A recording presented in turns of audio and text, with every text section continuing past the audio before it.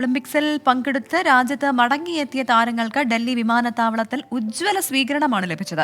Malayali hockey താരം PR ശ്രീജേഷും ഗുസ്തി താരം അമൻ ഷെറാവത്തുമാണ് വെങ്കല മെഡൽ നേട്ടത്തോടെ മടങ്ങിയെത്തിയത്.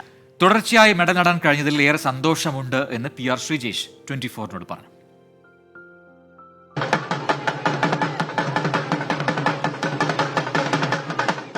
ടോക്കിയോയ്ക്ക് പിന്നാലെ പാരീസ് ഒളിമ്പിക്സിലും വെങ്കലം നേടി ഇന്ത്യയുടെ അഭിമാനമായ ഹോക്കി ടീം.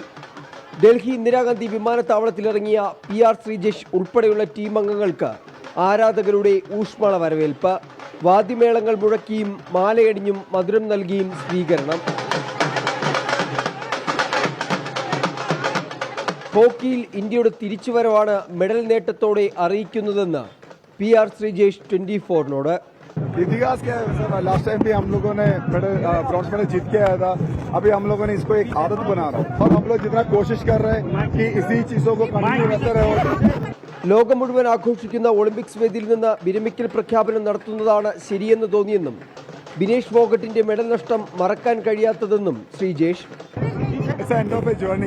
बट आपको हमेशा पता है कि एक बंदा निकलने के बाद आपके जैसे 1000 बंदा आएगा आपके जूते पे. सो डेफिनेटली मेरे लिए खुशी बात है कि मेरी टीम मेरे लिए खेला, एक मेडल दिला के वापस मैं जा रहा हूं. നാളെ താജ് ഹോട്ടലിൽ നടക്കുന്ന പ്രത്യേക ചടങ്ങിൽ ശ്രീജേഷിനെ ആദരിക്കുന്നുണ്ട്.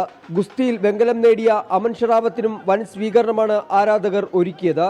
പാരീസ് ഒളിമ്പിക്സിനു ശേഷം ഇന്ത്യയിലേക്ക് മടങ്ങിയെത്തിയ PR ശ്രീജേഷ് ഉൾപ്പെടെയുള്ള ഹോക്കി താരങ്ങൾക്ക് ആവേശോജ്വലമായ സ്വീകരണമാണ് ആരാധകർ വിമാനത്താവളത്തിൽ നൽകിയത്.